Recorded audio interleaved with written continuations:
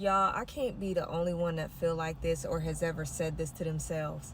I saw a family get out of the car, with the kids, the mom and the dad. It's used to happen a lot more than it happens now, but there are times when I'm sitting in my car and I see families and I'm just like, dang, I wish I could go back in time. I hate to say it, but I should have listened to my parents. I should have listened to my parents. What's up, everybody? My name is Mel, and welcome to Life Coaching by Mel. Here at Life Coaching by Mel, we speak truth regarding the nuclear family. And if you're new to the channel, do me a favor, hit that subscribe button, hit that notification bell so you get each and every one of my videos. Hit that like button for me. Hit me in that comment section. Today is going to be an invigorating conversation that I know you want to contribute to, and be sure to share this with at least one person. Let's get into today's topic. On today's episode, we go over a woman who's in high regret over not starting a family earlier in her life. It's a very heartbreaking story, and I want to bring it to you guys. And along with that regret, I want to take a look at a couple of women in their 90s who are being celebrated because they did start that family. They do have a lineage behind them. I want to show you that beautiful lineage and how great it actually is. Y'all, I can't be the only one that feel like this or has ever said this to themselves. But I just came from Quick Trip and I was sitting in my car, sipping on my I got iced coffee now. And I saw a family get out of the car, with the kids, the mom and the dad. And man, sometimes it's used to happen a lot more than it happens now. But there are times when I'm sitting in my car and I see families and I'm just like, dang, I wish I could go back in time. If I had known then what I know now, it sucks because it's the decisions that we make really affect us, not just me, and not just you, but for generations. If I had known then what I know now, I wish I could have that family, or had that family with the biological mother and a biological father still together, still like each other, and still love each other. Now, and the funny thing about this, and it's not funny at all, I'll just say that, but the thing about this is, how many women do you have to hear say this? We have this stigma in the modern society that women believe family is not that important. Women believe their legacy and the things that they leave in behind, it's not that important. The lineage is not that important. They believe that in their 20s, begin to believe that in their 30s, especially in their 30s, because they're now in their, career and really flourishing alone and thinking that, hey, I'll have this body forever, as if they don't have a biological clock. They have all these thoughts that it's all about me. I got to fulfill what I want. And honestly, it's a masculine energy that they're operating with. They're putting family behind. In the Black culture, and I'm sure in other cultures as well, we have this term, the rich auntie. The rich auntie is basically someone who neglected family, and they're selfishly saying, look, I don't want to have no kids. I'd rather come around, be the rich auntie, have fun with my nieces and nephews, and go home. But they only feel this type of regret when they see images like she's describing here at QT, or on Thanksgiving, Christmas, on major holidays when you have no one to bring with you, because you can't bring your boyfriend or your sneaky link. You can't bring that guy. The guy that you just have for sex while you focusing on your career, you can't bring him. And you definitely have no children to bring. Oh, maybe they can start bringing their eggs. Instead of bringing devil eggs, they can start bringing their eggs that's being prepared for embryos. Now, don't get it twisted. I don't want to be with that person, and never did really. But I wish I had picked the right man to have children with and to marry. I wish I had done that. That's definitely the case for me. If you guys aren't new to the channel, this is my second marriage I'm currently in. And I can't stand when people say I have no regrets and things like that. I know I did. I had forewarning from both my parents about my ex-wife. I had warnings from people all around my church, all around my friend group, telling me who this person was. And I decided to ignore every piece of it and follow my heart.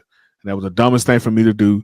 And that's why I ended up in divorce. It's no secret behind that. The writing was on the wall the entire time. I just chose to ignore it.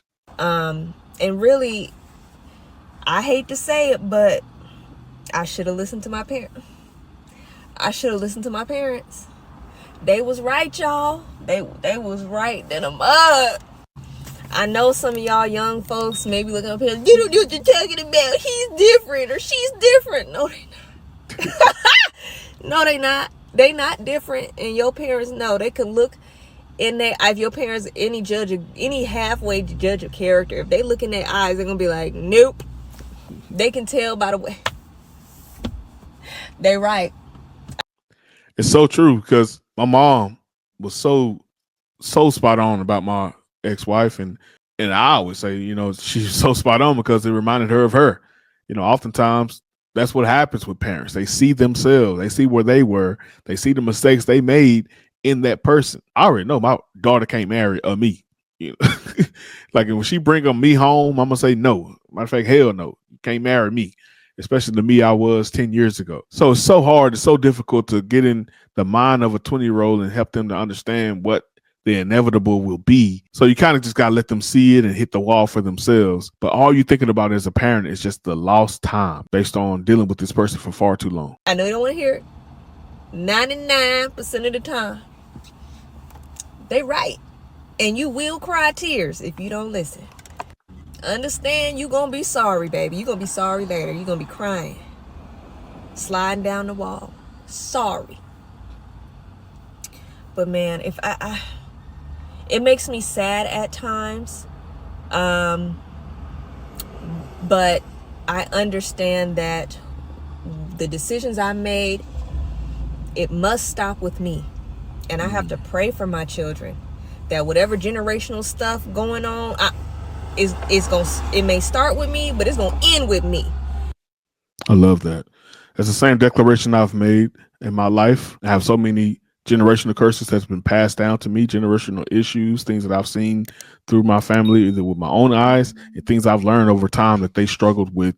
And it also came down to me. I've struggled with them. If I don't conquer it, if I don't get on the other side of it, my precious, precious daughter is going to receive the same thing. And I don't want it. I don't want that for her. It's important for me to not only find solutions, but to create curriculum, so to speak, whether that is physical curriculum or intangible curriculum where I can walk this thing through step by step for my children. But it's important for me to live this thing out. Like if I found the answers, if I'm a believer in Christ, I need to be serving him daily.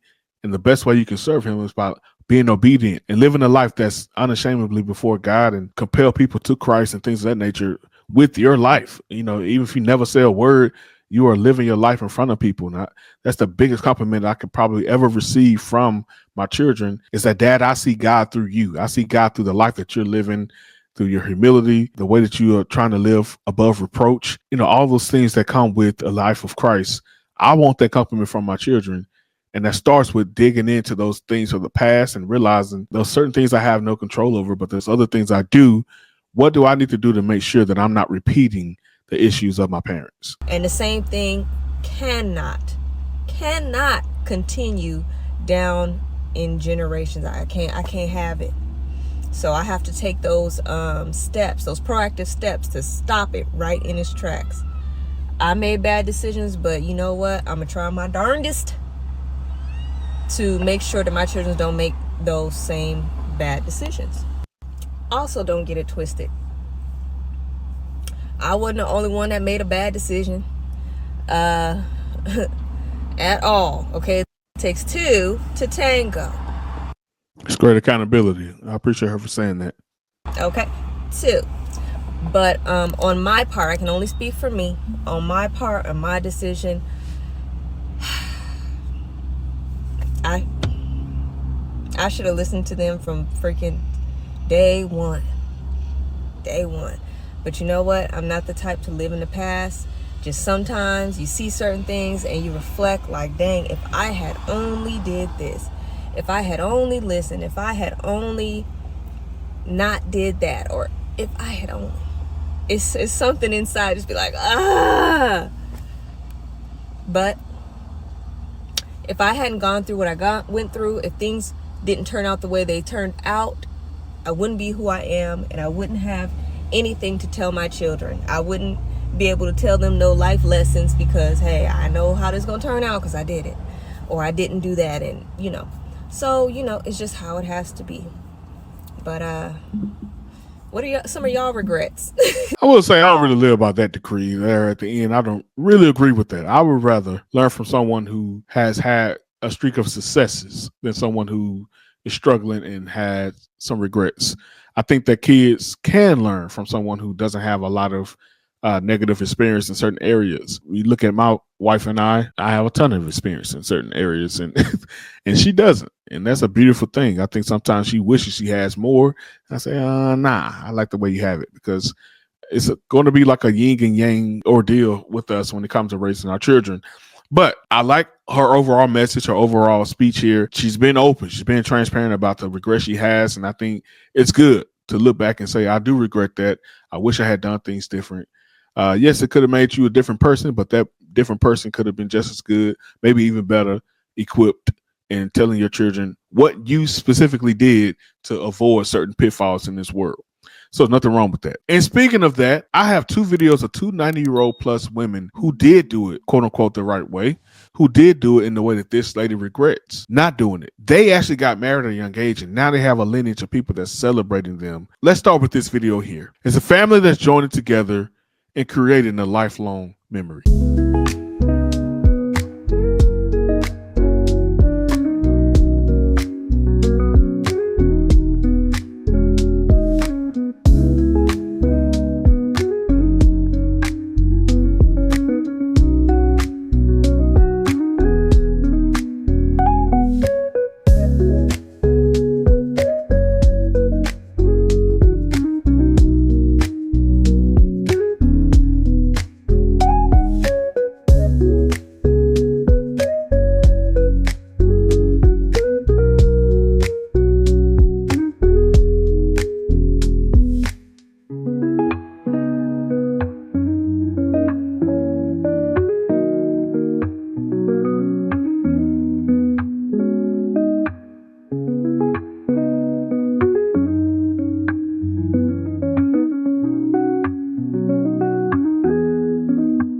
Very beautiful. I mean, this is something very creative. I probably want to recreate this with my family. Now let's take a look at another 90-year-old woman that's been celebrated by all her family.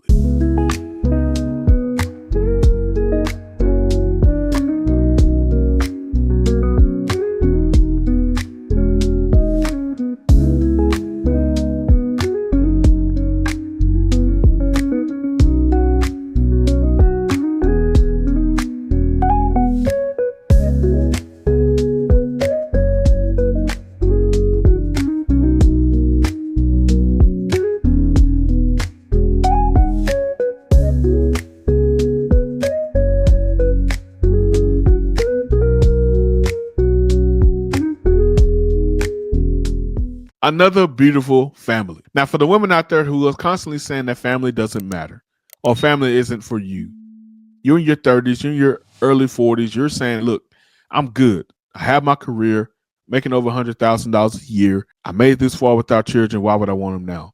Children are going to slow me down. I definitely don't want a husband. Husband's going to slow me down. I don't want anybody trying to tell me what to do with my life. I made it this far.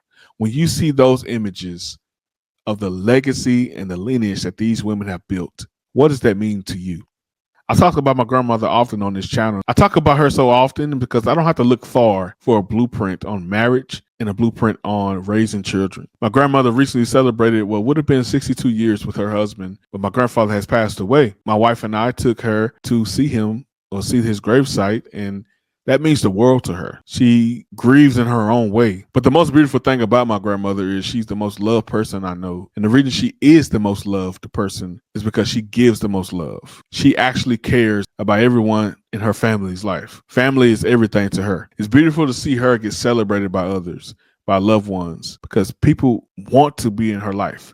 People want to be around her. And it's not just because she's grandma, you got to check off a checkbox to say you saw her. No, it's actually people wanting to be around because she's loving on them constantly. And she lives a selfless life. So many people have to tell her to slow down, stop giving so much of yourself, but it's so hard for her. And I look at her and I juxtapose what she's done and what her life has been to what you see in our society with our women nowadays. It couldn't be no more opposite. And I look at the fulfillment she has.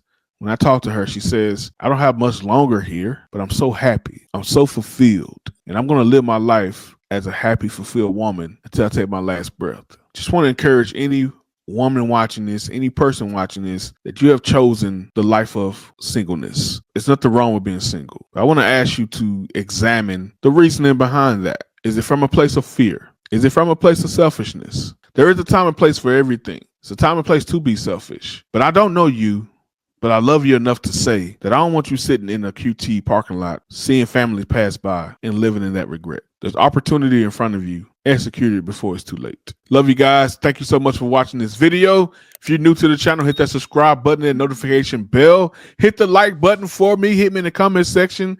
Tell me what you think about this topic, what you think about women living in regret for not having families. And be sure to share this video with at least one person. Take care, guys. Hey, what's up, everybody? My name is Mel. Thank you for joining my channel. Thank you for checking things out here. Oftentimes, we go on people's pages and are like, man, what is going on here? What is the purpose of this channel? So let me be clear. The purpose of this channel is to speak truth regarding the nuclear family. And when I say truth, I'm not saying my truth, not your truth, but the Lord's truth. All about the word, all about the ways and the will of God. What does he have to say about the nuclear family? And I believe the generations of today, whether it be Gen X, millennials, Gen Z, Gen Y, whatever the case may be, I believe now we have a very toxic relationship regarding marriage, regarding family, regarding having children. We're in a toxic dynamic as we speak. And honestly speaking, a lot of the answers that we're looking for in our community, a lot of the cures and a lot of the answers would come from a proper, fulfilled family home. If you go down the line of everyone's individual trauma, there you will find some negligence or some type of issue that they had with their parents. So here on this channel, we address those things head on. We don't place fear in those issues and avoid the topic. We do what Jesus did. And when he said, don't assume that I came for peace, but I came with a sword. I came to turn family members against family members if it means you following me. If you have to cut them off, if you have to address them and have arguments for you to follow me, so be it. And I think at this point in our society, we're at the so be it stage. So here at Life Coaching by Mel, I'm all about bringing healing to that. And the number one way to do that is have honest conversations. So if that's something you like, that's something you're into, that's something you really want to be a part of, be sure to hit that subscribe button. Be sure to comment. Let me know what you think about everything. I do my best to respond as often as I can. I want to hear from you guys. This is not about me. It's about healing our nation, healing our states, healing our cities, healing our community, healing our homes. Love you guys. Take care. Let's go.